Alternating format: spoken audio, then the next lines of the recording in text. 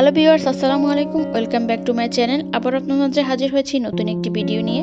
আজকের ভিডিওটা খুবই ইম্পর্টেন্ট, বিশেষ করে যারা natural hair care, skin care product নিয়ে কাজ করে তাদের জন্য। সো মূল ভিডিওতে যাওয়ার আগে আপনাদের কাছে রিকোয়েস্ট করছি, আপনি যদি আমার চ্যানেলে নতুন হয়ে থাকেন তাহলে অবশ্যই আমার চ্যানেলটিকে সাবস্ক্রাইব করবেন।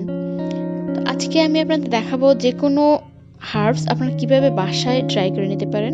আমি আমার লাস্ট ভিডিওতে একটা হার্বাল হেয়ার প্যাক তৈরি করে দেখিয়েছি, সেখানে যে আমি হার্বসগুলো ব্যবহার করছি সেগুলো আমি কিভাবে বাসায় ট্রাই করে নেই সেটা আপনাদের দেখাবো। তো আমরা জানি যে কোনো authentic skin care, natural skin care product তৈরি করা হয় সেটা প্লান্ট বেস যে হার্বসগুলো সেগুলোর এক্সট্রাক্ট ব্যবহার করা হয়ে থাকে। সেটা দুটো বেজই হয়, লিকুইড বেজ এবং পাউডার বেজ এক্সট্রাক্ট। তো আজকে আমি আপনাদের দেখাবো কিভাবে যে কোনো ন্যাচারাল হার্বস থেকে আপনারা সেই পাউডার বেস এক্সট্রাক্টটা তৈরি করতে পারেন। এর জন্য প্রথমে আমাদের হার্বসগুলো ড্রাই করে নিতে হয়। তো যারা বড় আকারে বিজনেস করে তারা এগুলো বিভিন্ন ফুড হাইড্রেটর বা মাইক্রোওভেন বা বিভিন্ন মেশিনের প্রসেসে এটা ড্রাই করে নেয়। তো আজকে আমি দেখাবো আমরা বাসায় কিভাবে খুব সহজে এটা ড্রাই করে বিভিন্ন প্যাক তৈরি করতে পারি। তো এর জন্য আমার প্রথমে সেই হার্বসগুলো, ফ্রেশ হার্বসগুলো কালেক্ট করতে হবে। আমি আমার ছাদে চলে আসছি হার্বসগুলো কালেক্ট করার জন্য। যেহেতু আমি হেয়ার প্যাক তৈরি করব, এর জন্য প্রথমে আমি কিছু এখানে পেয়ারা পাতা নিয়ে নিচ্ছি, যেগুলো ফ্রেশ। আপনারা যখন যে কোনো হার্বস সংরক্ষণ করবেন তখন সবসময় চেষ্টা করবেন একদম ফ্রেশ যে হার্বসগুলো, সেটা পাতা হতে পারে বা ফুলের ক্ষেত্রে একদম যেটা পিওর ফ্রেশ, যেটাতে কোনো ডিফেক্ট নাই, সে ধরনের পাতা বা সে ধরনের ফুল আপনারা সংরক্ষণ করে নেবেন। তারপর সেটা দিয়ে আপনারা সেই পাউডারটা তৈরি করবেন। তো আমি এখানে বেশ কিছু জালি পাতাগুলো নিয়ে নিচ্ছি। এখানে কিছু পাকা পাতা আপনারা দেখতে পাচ্ছেন যেগুলো কালো হয়ে গেছে বা এরকম ডিফেক্ট যুক্ত যে পাতাগুলো, সেগুলো কিন্তু আমরা কখনোই নিব না। আমি এখান থেকে বেছে বেছে কিছু একদম ন্যাচারাল পাতা নিয়ে নিয়েছি। আপনি একটা জিনিস মনে রাখবেন, আপনার হার্বসটা যতটা ফ্রেশ হবে আপনি ততটা ভালো রেজাল্ট পাবেন সেখান থেকে। এই যে এই ধরনের পাকা পাতা আপনারা কখনো নেবেন না। তারপরে আমি কিছু মেহেদি পাতা নিয়ে নিচ্ছি এখান থেকে। আমি যে হার্বসগুলো ব্যবহার করছি সবগুলোই আমাদের চুলের জন্য খুবই উপকারী এবং এই প্যাকটা হেয়ার ফল রিডিউস করতে খুবই সাহায্য করে। তারপর আমি এখান থেকে নিয়ে নেব কিছু থানকুনি পাতা। এটা হয়তো অঞ্চল ভেদে এটার নাম ভিন্ন হতে পারে, তবে আমার মনে হয় বেশিরভাগ অঞ্চলেই এটাকে থানকুনি পাতা বলে থাকে। এখান থেকেও আমি বেছে বেছে একদম পিওর, যেটা ডিফেক্ট নাই যে পাতাটায়, সেই পাতাটা সংরক্ষণ করে নিচ্ছি। তারপর আমি একটা নিয়ে নেব অ্যালোভেরা লিফ। তারপরে সবগুলো হার্বস আমি ভালোভাবে পরিষ্কার করে ধুয়ে নেব।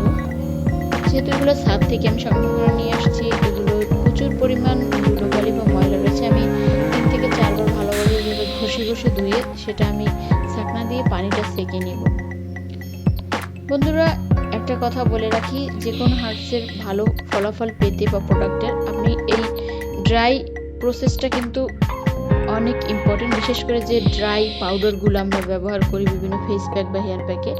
সো এই জন্য আমরা ভালোভাবে এই হার্বসগুলো ড্রাই করব।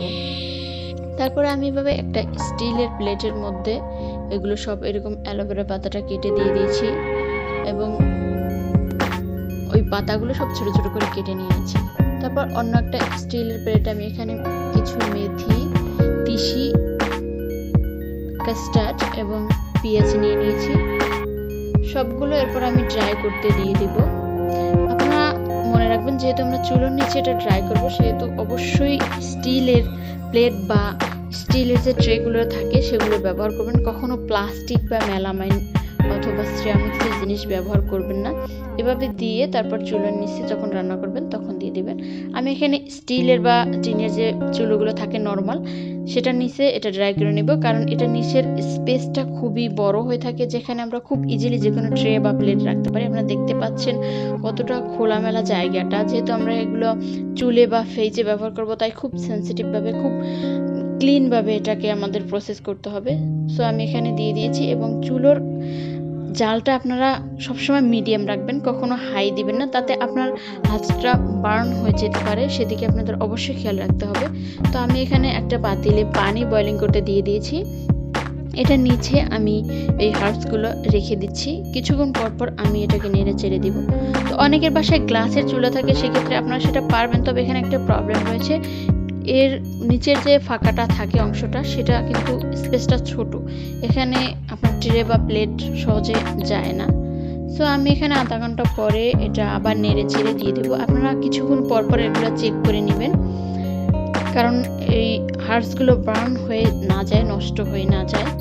এভাবে করে ভালোভাবে নেড়েচেড়ে উল্টে দিয়ে আমি এটা একবারে যে ট্রাই করি সেরকম না। আমি যখন রান্না করি সকালে তখন কিছু সময় রাখি, আবার বিকেলে যখন রান্না করি তখন কিছু সময় রাখি। তবে ভাত বা তরকারি রান্না করার সময় বারবার চেক করবেন যেন কোনো ময়লা বা ভাতের মার, তরকারির ছিটে এর মধ্যে না পড়ে।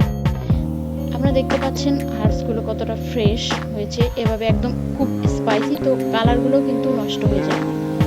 তারপর এটাকে আপনারা এভাবে পাউডার করে ব্যবহার করতে পারবেন, অথবা ওই হার্বসগুলো ওভাবে ডিরেক্ট যে কোনো এয়ারটাইট কন্টেনারে ভরে আপনারা সেটা দীর্ঘদিন রাখতে পারবেন, তবে মাঝে মাঝে রোদে শুকিয়ে নেবেন। দেখতে পাচ্ছেন আমি এটা পাউডার করে নিয়ে নিয়েছি, এরপর এটা ব্যবহার উপযোগী হয়ে গেছে। সো আমার ভিডিওটা ভালো লাগলে অবশ্যই আমার ভিডিওতে একটি লাইক দিন।